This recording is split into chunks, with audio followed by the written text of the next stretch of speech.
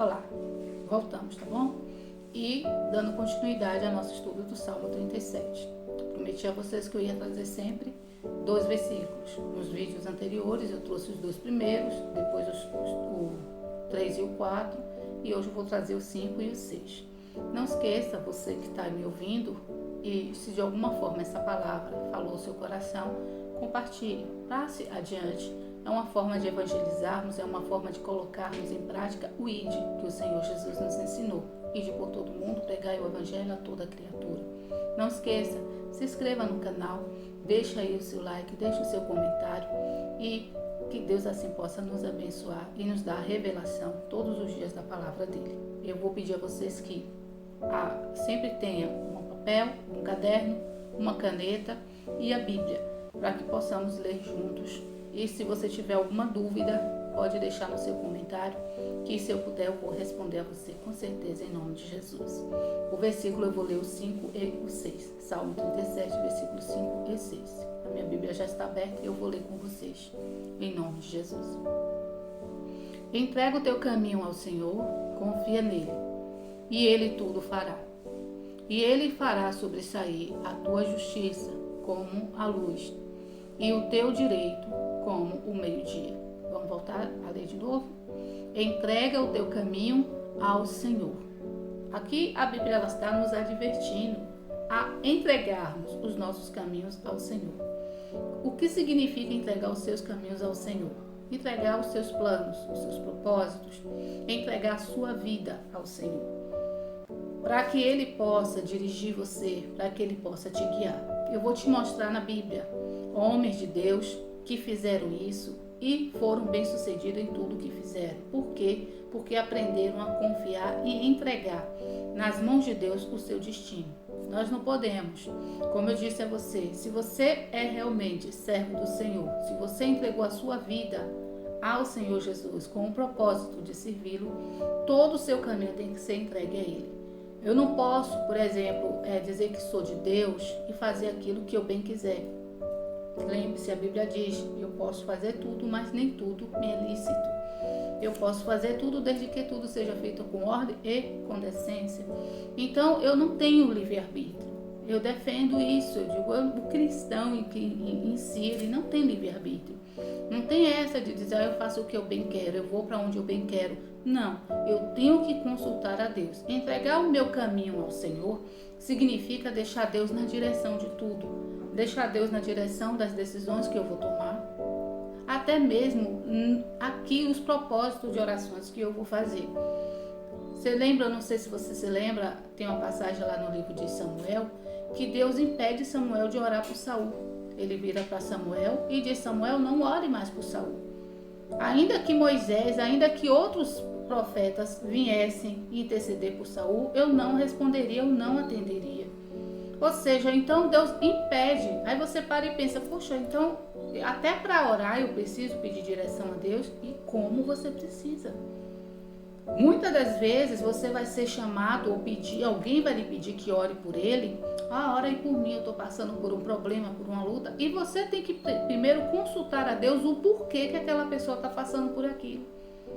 Às vezes aquela pessoa está passando por tudo que está passando, que é o próprio Deus quem está lapidando, trabalhando na vida dela para que ela não se perca. Lembra que Paulo diz, lá no livro de Coríntios, ele diz o que? Entrega o corpo a Satanás para que o espírito, para que a alma não vá para o inferno, para que a alma se salve. Então vai ter casos que o próprio Deus vai deixar, vai agir. E eu e você não pode tomar a frente de Deus para poder orar e interceder por essa pessoa. Então nós precisamos de fato colocar tudo diante de Deus e deixar Deus nos guiar. Eu peço a você que, se possível for, que vá para Gênesis. Eu estou aqui com a minha Bíblia, lembro que eu sempre falo a vocês que a minha Bíblia é na linguagem de hoje. Eu leio essa, mas vocês, por que você só lê essa? Porque eu fico com 2 Bíblias abertas. E eu só tenho essas 2. Então, aqui eu leio o versículo, que eu começo a mensagem, é essa do Salmo, que é essa tradicional. E aí, para não estar mexendo e tendo que tirar ela e ficar folheando, eu já deixo a outra já toda marcadinha, para que a gente possa, assim, ter um pouco mais de agilidade, um pouco mais de rapidez no passar da mensagem, tá bom? Então, por isso que eu leio essa na linguagem de hoje. Vai lá para o livro de Gênesis, capítulo 28, que eu vou te mostrar uma pessoa que precisou entregar o caminho ao Senhor para ser bem-sucedido, para ser abençoado. Eu creio que vocês devem lembrar dele, Jacó. Vai, versículo 28, eu vou ler os dois versículos, 20 até o 23, tá bom? Do 20 ao 23. Diz assim: ali fez Jacó um voto a Deus. Se tu fores comigo e me guardares nessa viagem que estou fazendo, se me deres roupa e comida.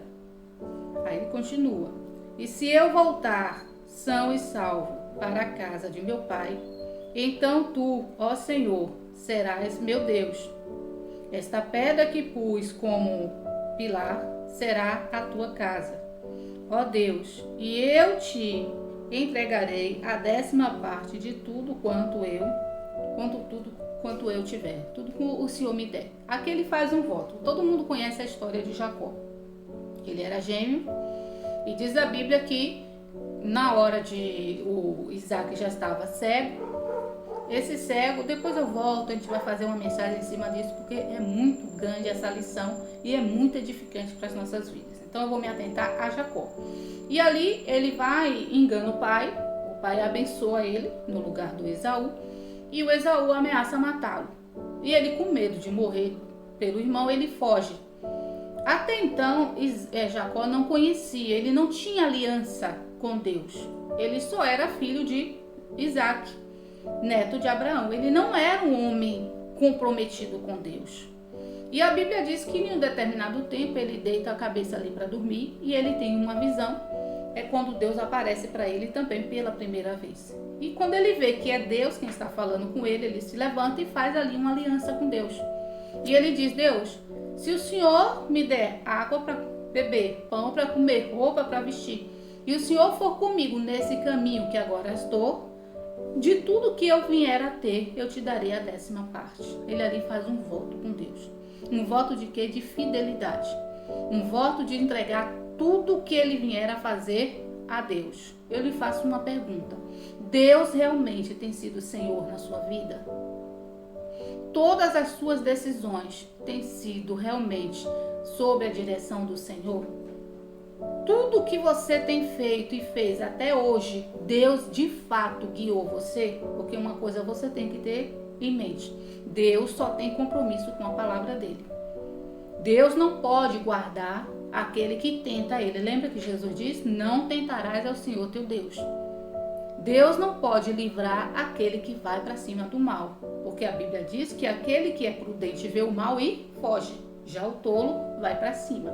Então Deus quer realmente que você faça dele o seu caminho, que você entregue o seu caminho ao Senhor. Volte aí para o 37, versículo 5. Entrega o teu caminho ao Senhor. O que é isso? É você entregar sem reserva, sem duvidar, sem questionar todo o seu caminho ao Senhor. As suas decisões, as suas orações, os propósitos de orações, é você entregar a sua vida a Deus sem reserva, sem você duvidar, sem você questionar. O agir de Deus, Ele sabe o que está fazendo. Então, qual é a primeira coisa que eu devo fazer? Entregar o meu caminho ao Senhor. O que mais? Ainda aí no Salmo, confia nele. Antes disso, eu vou pedir a vocês que vocês podem abrir depois a sua Bíblia. Eu vou abrir a minha, mas você abre depois. É lá em Crônicas, 1 Crônicas, capítulo 4. Eu vou falar de um homem chamado Jabes. Não sei se você já ouviu falar. É outro que entrega o caminho ao Senhor. Aí ele diz assim, ó, Jabes, 1 Crônicas, capítulo 4, versículo 9. Diz assim: houve um homem chamado Jabes, que foi a pessoa mais respeitada de sua família. A sua mãe pôs nele o nome de Jabes, porque ela havia sofrido muito durante o parto.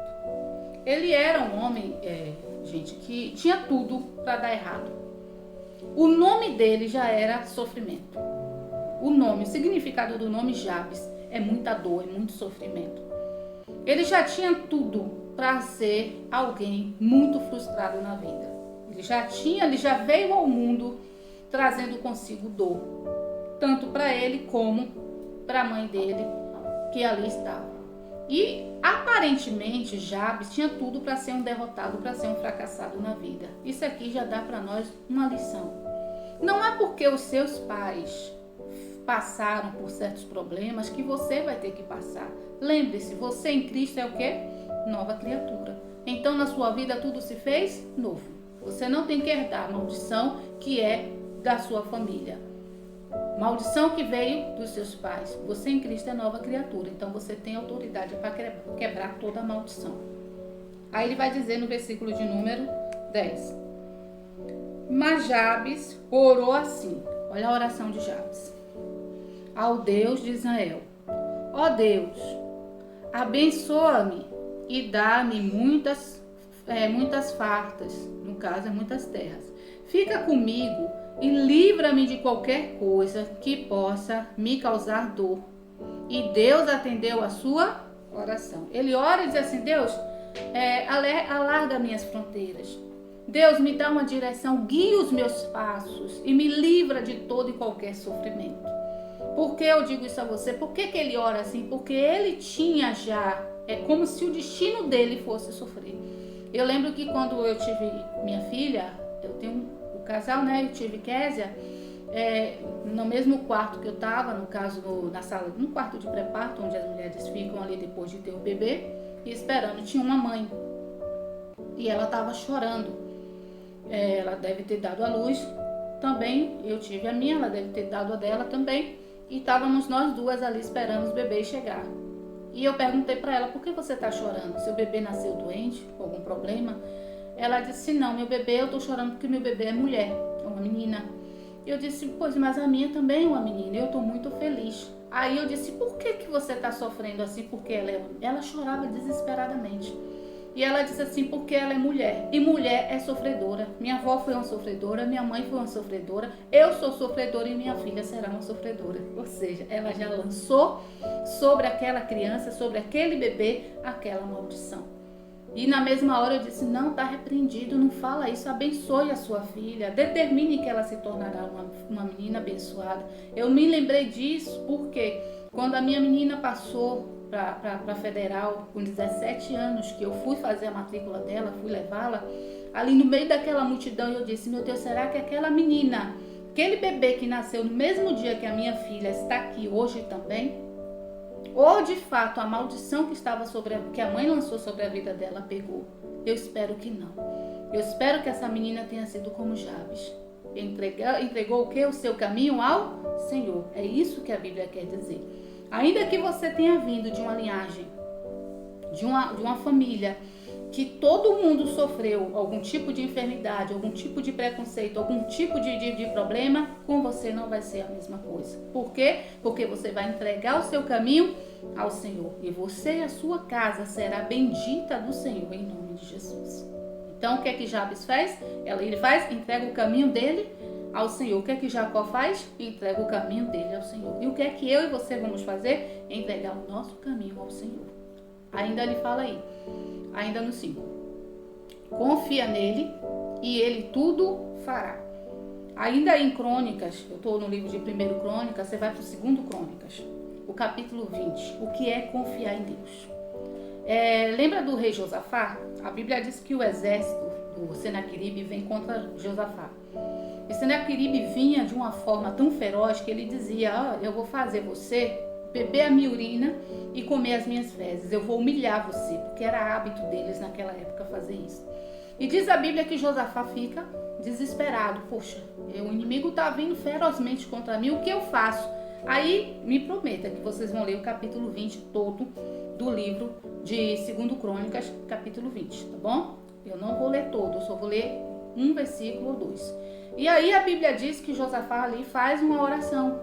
E lembra a Deus a palavra: Deus, lembra-te que o Senhor disse que nem espada, nenhum mal viria contra nós, porque o Senhor nos guardaria e nos livraria. Ele lembra ao Senhor o que está escrito na Bíblia. É por isso que a Bíblia manda você meditar nela de dia e de noite, Porque na hora do problema, na hora da aflição, você vai se lembrar de quê? Da palavra. Deus está escrito assim.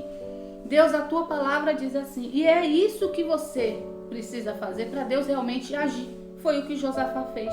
Aí lá no versículo de número 18, 2 Crônicas, capítulo 20, versículo 18, a Bíblia diz assim: depois que Deus fala, olha Josafá, essa peleja não é sua, é minha.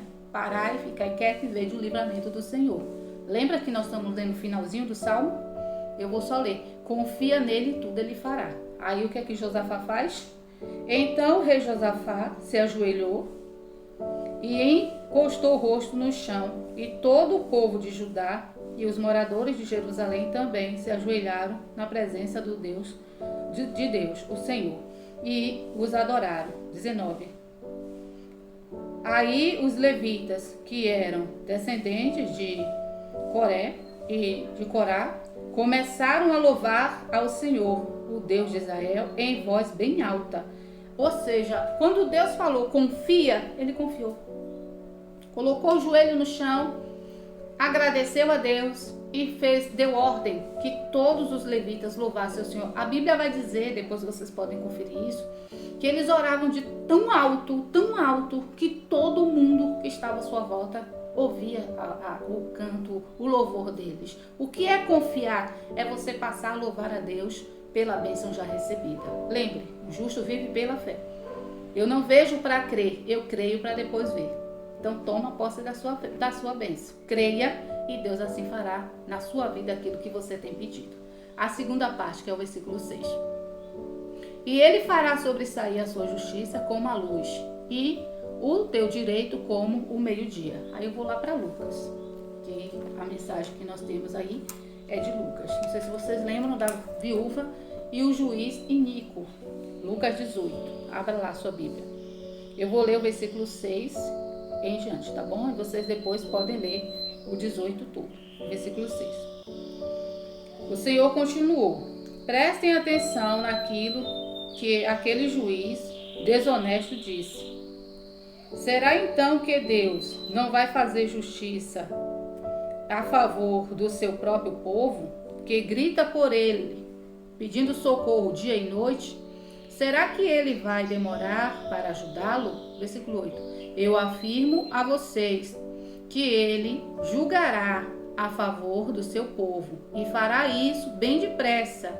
Mas querido e filho do homem, mas quando o filho do homem vier, será que vai encontrar fé na terra? Aqui ele está falando o quê?